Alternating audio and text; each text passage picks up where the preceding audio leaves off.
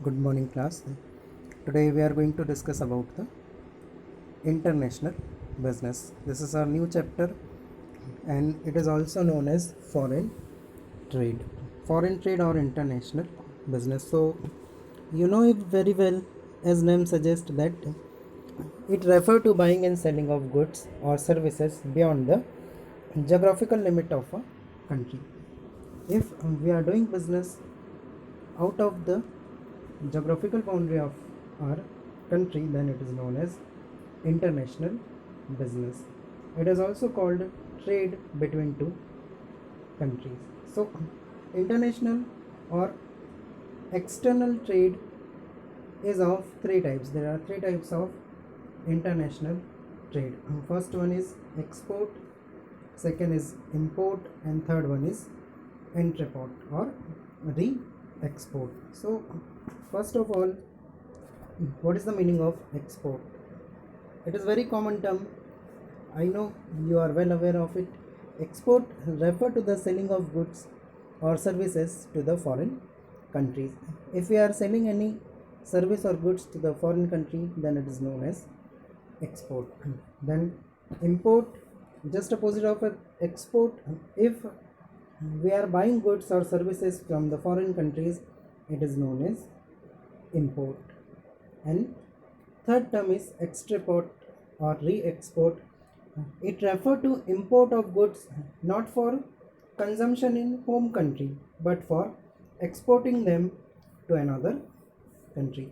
In simple language, we can say we are importing goods from the one country and we are exporting the same goods to the another country. So it is known as extraport or re-export. I hope these three terms are clear to you. Then what is the nature of external trade? So external trade or foreign trade involve two countries. The main feature of external trade are, first is involvement of two countries. In international business, minimum two countries are involved.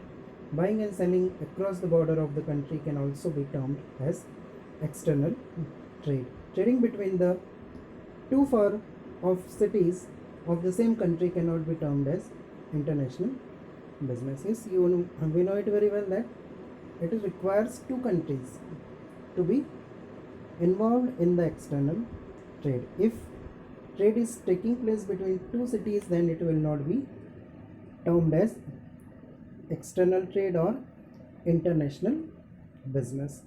So minimum two countries are required. Then second nature is payment in foreign currency. Each country has its own currency.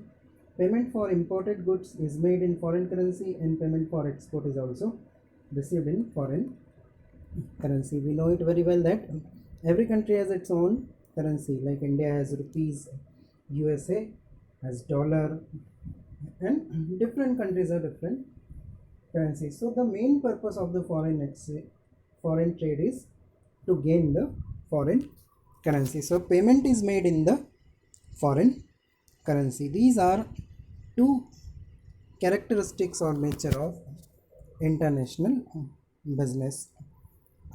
I hope it is clear to you.